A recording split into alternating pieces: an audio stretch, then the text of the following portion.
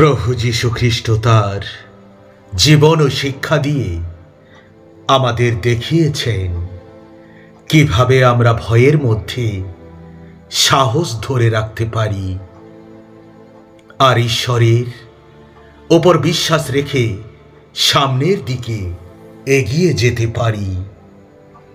তাই ঈশ্বরের ওপর বিশ্বাস রেখে আমরা ঈশ্বরের বাণীগুলো মন দিয়ে শুনি।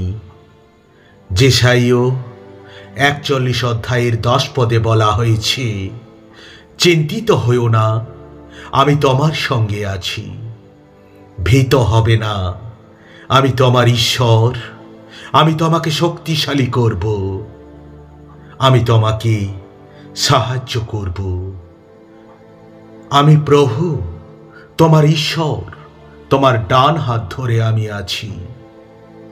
যারা তোমার বিরুদ্ধে আচরণ করে তাদের তুমি খুঁজবে কিন্তু দেখতে পাবে না। যেসব লোক তোমার বিরুদ্ধে যুদ্ধ করেছিল তারা সকলেই পুরোপুরিভাবে অদৃশ্য হয়ে যাবে। ঈশ্বরের এই বাক্যটি আমাদের শেখায় যে ঈশ্বর সব সময় আমাদের পাশে আছেন। জীবনের কোনো পরিস্থিতিতেই ঈশ্বর আমাদের একা রেখে যান না। ঈশ্বর আমাদের সঠিক পথে পরিচালিত করেন। যোহন 14 অধ্যায় 27 পদে বলা হয়েছে, শান্তি আমি তোমাদের জন্য রেখে যাচ্ছি, আমার নিজের শান্তি আমি তোমাদের দিচ্ছি। জগৎ সংসার যেভাবে শান্তি দেয় আমি সেইভাবে তা দিচ্ছি না।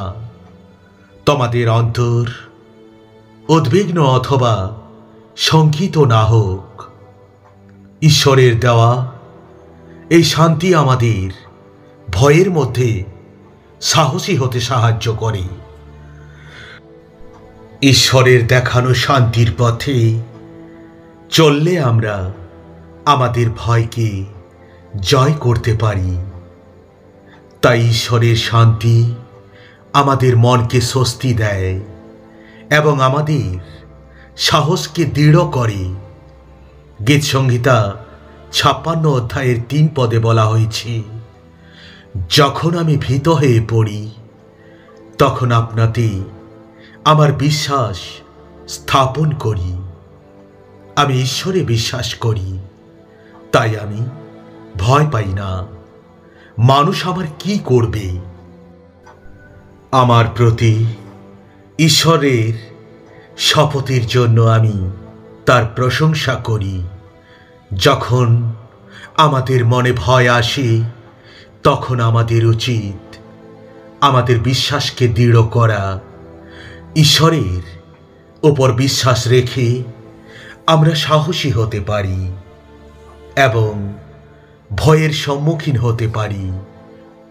তাই যেসব মানুষ ঈশ্বরের ওপর বিশ্বাস রাখে তারা সবসময় সাহসের সঙ্গে এগিয়ে যেতে পারে। গীতসংহিতা 27 অধ্যায়ের 8 পদে বলা হয়েছে, প্রভু আমার কথা শুনুন, আমার উত্তর দিন, আমার প্রতি সদয় হন। প্রভু আমি আপনার সঙ্গে কথা বলতে চাই, আমার অন্তর থেকে আমি আপনার সঙ্গে কথা বলতে চাই। আপনার সঙ্গে কথা বলার জন্য আমি আপনার সামনে এসেছি। প্রভু আপনার দাস আমি, আমার দিক থেকে আপনি মুখ ফিরিয়ে নেবেন না। আমায় সাহায্য করুন, আমায় সরিয়ে দেবেন না, আমায় ফেলে চলে যাবেন না। ঈশ্বর আমার, আপনি আমার পরিত্রাতা। এই বাক্যটি আমাদের শেখায় যে আমাদের ভয়ের মুহূর্তে ঈশ্বরের দিকে মনোনিবেশ করা উচিত। ঈশ্বর আমাদের সবসময়ই পথ দেখাবেন। আমরা যদি ঈশ্বরের নির্দেশনা গ্রহণ করি, তাহলে এই মনোবল এবং প্রার্থনা আমাদের মনে সাহস যোগায়। যেসাইয় 41 অধ্যায়ের 13 পদে বলা হয়েছে, আমি প্রভু তোমার ঈশ্বর, তোমার ডান হাত ধরে আমি আছি, এবং আমি তোমাকে বলি, তুমি ভীত হবে না, আমি তোমাকে সাহায্য করব। ঈশ্বরের এই প্রতিশ্রুতি আমাদের মনে স্থিরতা এবং সাহস জাগায়। আমরা ঈশ্বরের প্রতিশ্রুতিগুলি বিশ্বাস করি, তবেই আমরা আমাদের ভয়কে দূর করতে পারব। আমাদের জীবনে প্রতিটি চ্যালেঞ্জ আমরা মোকাবিলা করতে পারব। দ্বিতীয় বিবরণ 31 অধ্যায়ের 6 পদে বলা হয়েছে, দৃঢ় এবং সাহসী হও, ওই সমস্ত লোকদের ভয় পেও না, কারণ প্রভু তোমাদের ঈশ্বর তোমাদের সঙ্গে আছেন। তিনি তোমাদের ছেড়ে যাবেন না বা কখনো হতাশ করবেন না। ঈশ্বর আমাদের জীবনের প্রতিটি মুহূর্তে আমাদের পাশে আছেন। ঈশ্বর আমাদের সাহস জোগাতে সাহায্য করেন। ঈশ্বরের আমাদের সাহসের শক্তি। ফিলিপিও 4 অধ্যায় 13 পদে বলা হয়েছে, যিনি আমাকে শক্তি দেন, সেই খ্রিস্টের শক্তিতে আমি সকল অবস্থাতেই বলবান। ঈশ্বরের এই বাক্যটি আমাদের মনোবল বৃদ্ধি করে এবং আমাদের সাহস জোগায়।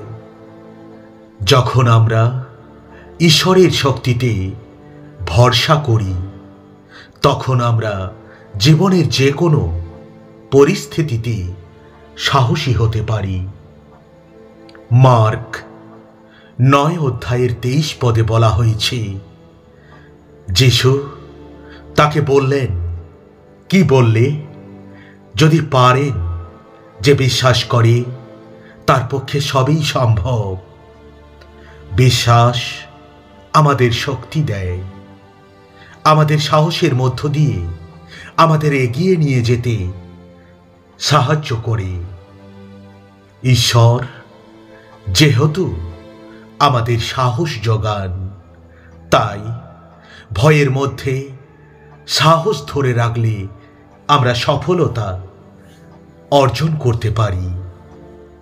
God bless you.